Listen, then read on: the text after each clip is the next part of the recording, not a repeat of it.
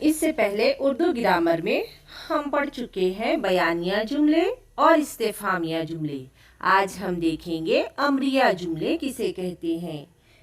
دیکھیں گے بچوں، آپ یہ جملے پڑھ چکے ہیں، انہیں دوبارہ پڑھیے۔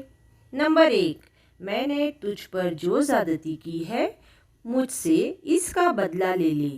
نمبر 2، خوب زور سے پکڑ۔ نمبر 3، جا کے اماں سے اور مانگ لاؤ۔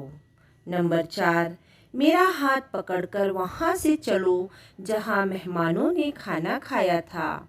نمبر 5، مجھے معاف کر دو۔ نمبر 6، کاکی اٹھو کھانا کھا لو۔ نمبر 7، اس کا برا نہ ماننا۔ ان جملوں کے فکرے: لے لے، زور سے پکڑ، مانگ لاؤ، لے چلو، اٹھو، کھا لو، برا نہ مانو سے کسی بات یا کام کا حکم دیا جانا معلوم ہو رہا ہے، اور معاف کر دو، اٹھو، کھا لو سے معلوم ہو رہا ہے کہ انہیں بولنے والا کسی سے درخواست کر رہا ہے۔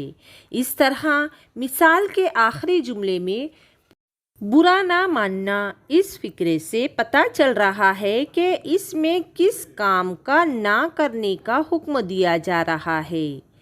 ایسے جملوں میں فعل کی اہمیت ہوتی ہے۔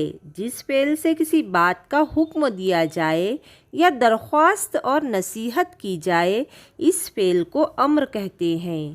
لے، پکڑ، چلو، اٹھو وغیرہ، اور جس جملے میں کسی کام کے کرنے یا نہ کرنے کا حکم دیا جاتا ہے اسے امریہ جملہ کہا جاتا ہے۔